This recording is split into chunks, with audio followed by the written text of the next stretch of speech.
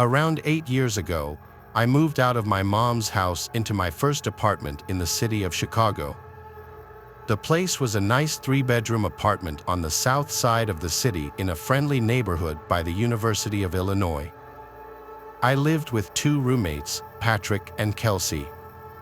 Kelsey was a good friend of mine, while Patrick was a good friend of Kelsey's who I had not met prior, although we ended up getting along just fine. One night, about a month after moving in, I met up with a few friends of mine for drinks at a bar more in the center of the city, around 15 minutes from my place.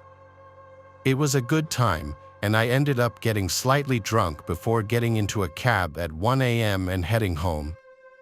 Upon walking into my apartment, I noticed that Patrick's door was open, showing that he was staying at his girlfriend's place, while Kelsey's door was closed with the light from his TV shining underneath the crack. I made my way to my bedroom and put on my own TV before lying down to prepare for sleep. After around 10 minutes, I heard my doorbell ring. Half asleep, I woke up, confused as it was 1:30 in the morning, so I ignored it. A few seconds later, the doorbell rang again, and then again a few seconds after that. It's important to mention that my roommate Kelsey had a good amount of side cash by dealing weed to a few people. He was also a huge stoner himself, so the idea that he fell asleep while waiting for a late-night customer to come over was not out of the realm of possibility. With this in mind, I went over to my intercom and asked who was there. A girl's voice answered back, "It's Kaylee. I'm here to see Kelsey." Thinking that my suspicions had been confirmed, I exited out of my front door and headed down the stairs. The door to the outside of our apartment building was made of tall glass, so you could easily identify any potential visitors. Here, I saw an attractive college-age blonde girl with glasses waiting patiently outside. I had never seen this person before, however, she appeared to be non-threatening. Besides having random customers over to grab weed, Kelsey would also have some random girls over to hook up with from time to time. Because of this, I let my guard down slightly and cracked the door open. The girl then repeated what she had said moments earlier over the intercom, "Hi, I'm here to see Kelsey." I replied, "Okay, he's here. Just follow me up," and I held the door open for her. She grabbed the handle, and I turned around to head back up the stairs. As I was walking back up, I quickly noticed that this Kaylee girl was not following me up. I glanced over my shoulder and saw that she was still standing outside holding the door open, only now she was staring off to her right, almost as if waiting for someone. At this moment, a tidal wave of fear crashed over me as I realized something horrible was more than likely about to happen. I continued walking up to my place, quicker now. After turning the corner of the stairs, I heard the door swing open and then heavy footsteps running up the stairs behind me. I looked over my shoulder again, and what I saw shook me to my core. A tall, gangly man with sunken-in eyes and greasy long hair down to his shoulders was running up the stairs straight at me. He was wearing a sleeveless black t-shirt, and apart from the cheap-looking tribal tattoos I saw creeping up his arms, I noticed he was also holding what looked like a lead pipe in his right hand. At this moment, my body shot full of adrenaline as I turned around and raced back up the stairs and into my apartment. I turned around to close the door and saw the man, who was now only a few feet from entering my apartment, the pipe over his head. With less than a second to spare, I slammed the door and locked it in one swift motion. Immediately after, I heard the thud of the pipe hit my door. I stood facing the now closed door, paralyzed, as the man hit the door 3 more times while shouting obscenities at me. He eventually gave up and ran down the stairs and out the front door. I ran into Kelsey's room to wake him up. After telling him what exactly had just gone down, he responded by telling me that, yes, he knew a blonde girl named Kaylee, only he had just met her earlier the same day. Apparently, while I was out with my friends, the doorbell rang while Kelsey was home alone. Instead of going down to let her in himself, Kelsey buzzed her up after just hearing her name, thinking she was a friend of mine. When she reached the door to our unit, he opened it and let her in.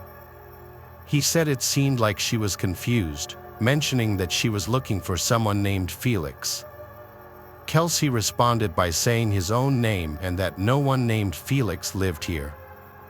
He mentioned she stayed near the entrance of the unit and kept reaching behind her to make sure the door stayed open before leaving only a few moments later. After hearing this, my theory is that these same people came earlier in the day and, not expecting to have someone just let them up through the buzzer, the girl made the mistake of forgetting to keep the door to the building open, rendering the attacker unable to enter during this first attempt. Either way, we both got extremely lucky that night. We did call the police, who arrived and asked for more information about what happened. They asked if there was anyone we knew who might want to do us harm, and we answered no, which was the truth, as this seemed to be a completely random attack. The cops left soon after, saying that there was nothing much they could do. We never saw that Kaylee girl or her scumbag partner again.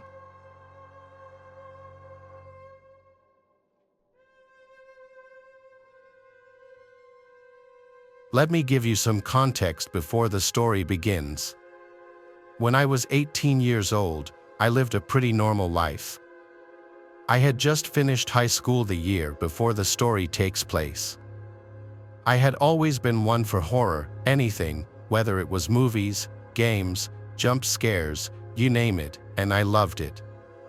I never seemed to be afraid of anything, and I loved that it allowed me to go and do things that made me appear tougher to girls who I was interested in at the time or who were interested in me.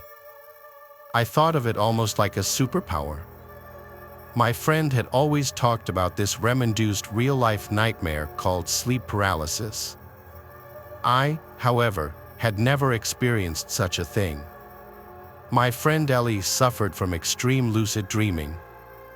She explained to me several times about how certain stimulators or outside factors could play into her dreams and mold them into what could potentially be a heavenly experience full of fun and wonder, or could just as easily turn into a bone-chilling nightmare straight out of hell.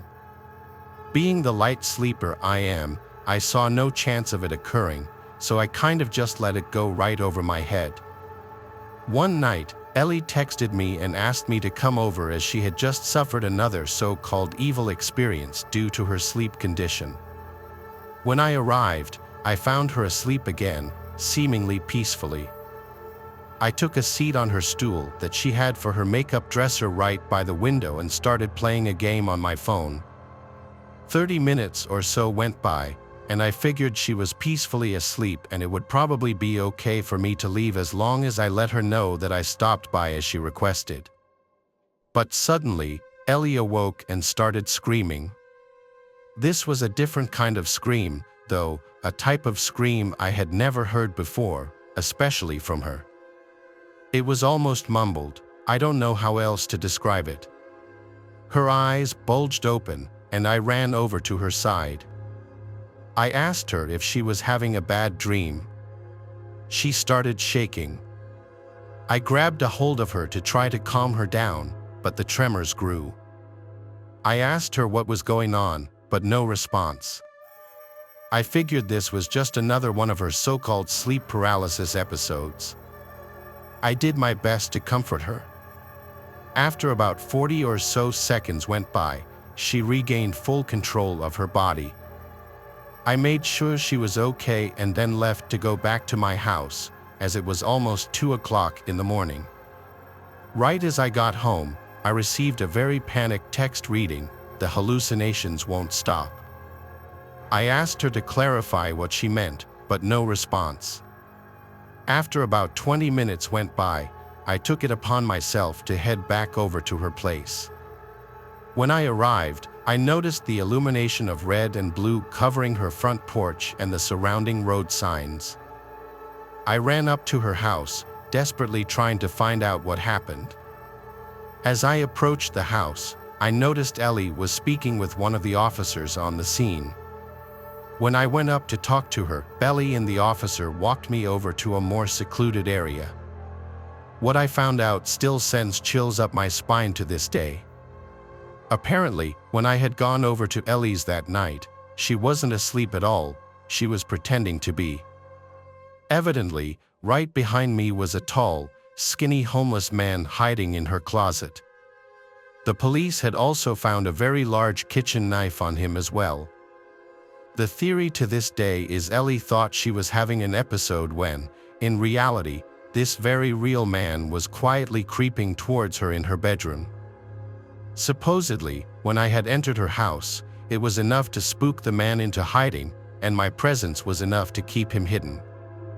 This gave Ellie the time to call 911 and report the situation, which in turn resulted in the police arriving almost immediately after I had left.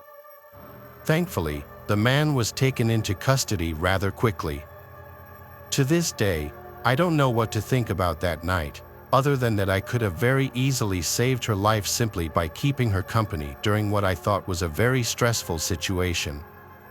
This, in turn, could have resulted in some very scary and heinous acts that would have taken place if I had been there any later.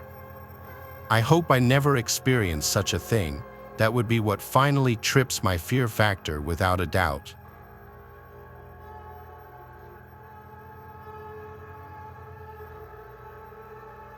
It all started on a rainy night. My dad had wanted me to babysit my little brothers while he went to the bar to play pool and drink. I'd gotten them to settle down for the night and I decided to go order some food and chill, playing some CS while I waited. About 30 minutes had gone by and I was wondering why the hell my food was taking so long. I finally heard a knock on my door and there was a rough-looking man who said he had my food. I tipped him and he went on his way. I closed the door and walked back to my computer, completely forgetting to lock it. If one of my protective friends hadn't said something while we were gaming, things might have gone a lot worse. Them asking to make sure I locked the door was a potential life-saving question, because in fact, I had completely forgotten to lock the door. To me, it wasn't the biggest deal at the time, but I'm glad they said something and you'll see why here in a minute. I checked on the door to make sure it was locked, and of course, it wasn't. So I locked the door real quick and went back to gaming. My computer, by the way, was in my living room, and to the right of me was my kitchen. In the kitchen, there was a giant bay window facing directly into where I was sitting and gaming. I started eating my food while gaming, and I heard my front door knob jiggle. I thought maybe I was just scared and hallucinating it since I was home alone and my brothers were asleep in bed, until my dog started barking at the front door. That was the exact moment I realized that something bad was happening. Whoever was there started banging and rattling the door handle. Freaked out, I ducked under the counter beside me, called my dad, and then called 911. While I was on the phone, my little brothers ran out of their room screaming that someone was standing outside their bedroom window, pointing towards the lock, and smiling and waving at them, trying to get them to open it for him. I completely lost it and started crying, but I had to hide my brothers in my room, in my closet, and I told them to not come out at all. I thought he was going to try the back door next, which was a glass door that he could have easily rocked back and forth to get the lock loose or even just shattered the door completely. All it would really take to break it was an object to swing at it, like a metal bat or something. So I was freaking out. I grabbed a knife and waited for my dad and the police to show up for what felt like forever. I was scared that I was going to have to defend my little brothers and myself in a life or death scenario. I was only 13 at the time, so I was really scared. The cops finally showed up and the person had disappeared. But every night after that, I was scared he would come back and we would finally meet. I have no idea if it was someone random or the Chinese food delivery driver from earlier. I just hoped he would never come back. Luckily, he never did, but that didn't stop me from being scared shitless every night, especially when I was home alone. It's especially creepy when you think about how us kids were alone. I think he knew that and he was trying to prey on us, but luckily he gave up. Hopefully, he heard me calling the police or something, and that's why he ran. I guess we'll never really know for sure.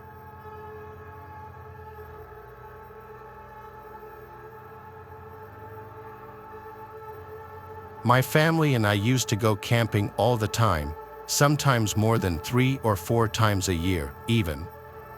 We were camping in White Mountain National Forest, and it was our first time doing a more primitive type of camp. Usually, we went to traditional campsites like Yogi Bear Jellystone or even KOA, but this time we were in for something different. I wasn't that excited for it because I didn't think it would be as fun. I think I was 14 when this happened, around that age at least. I was still in an angsty teenage phase, if you will. I was still a good kid, just a little emotional and rough around the edges. When we got there, while my parents were setting up, my little brother and I wanted to do some exploring. We walked around for a while, but we didn't go too far as we didn't know the area and we didn't want to get lost or stray too far from camp. We talked about anything you would imagine 2 unsupervised children would talk about. I started messing with my little brother, Blair, saying things like we were lost and to watch out for the bears and the monsters. Pretty crappy, I know, but I thought it was funny. We messed with each other like that all the time, but I could tell he was actually starting to get scared, so I let him know I was only joking. I was hoping to find a cool bank offshore, like a place we could swim or fish. I found the perfect spot. He ran over to it to investigate it, and I fell in love with the scenery. It truly was beautiful. Our little kid brains loved every second of the outdoors. I knew we had been gone a while, though, and I was in charge of my brother, and I didn't want us to get in trouble.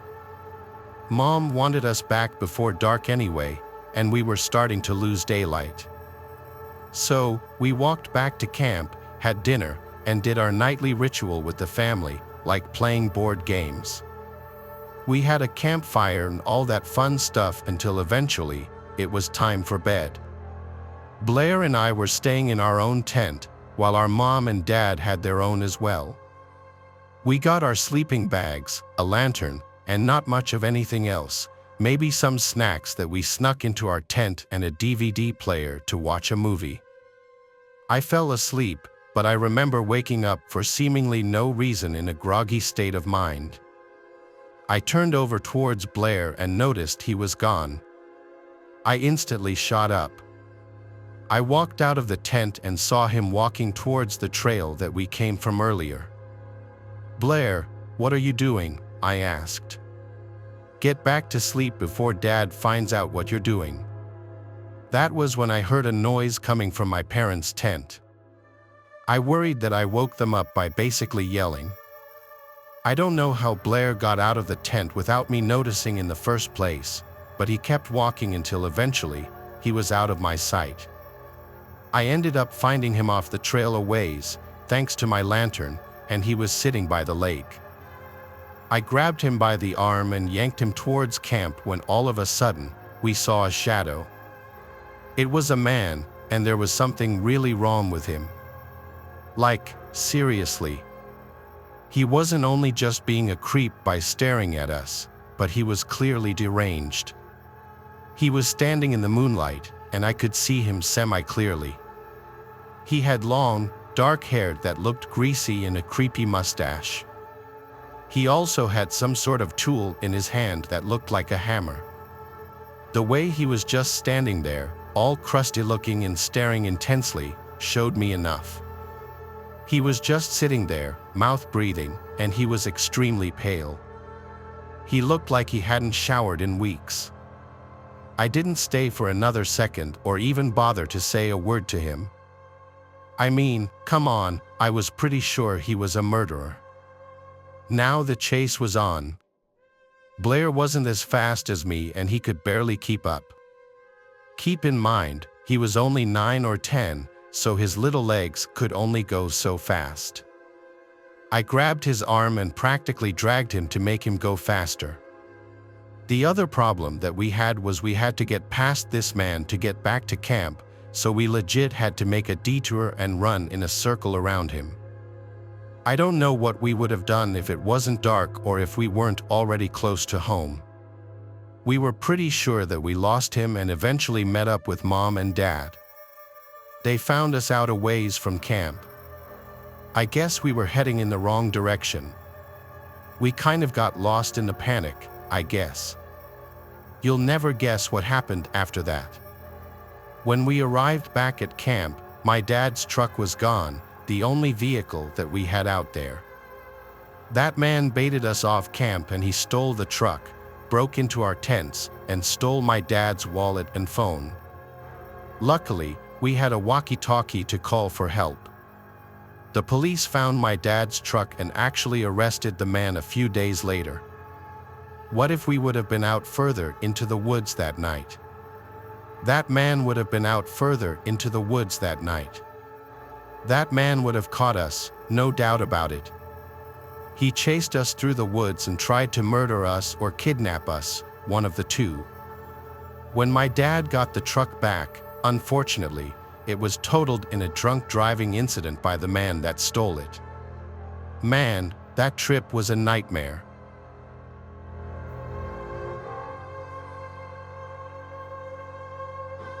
Thanks for watching the video. Subscribe to the channel and turn on notifications to watch the latest videos.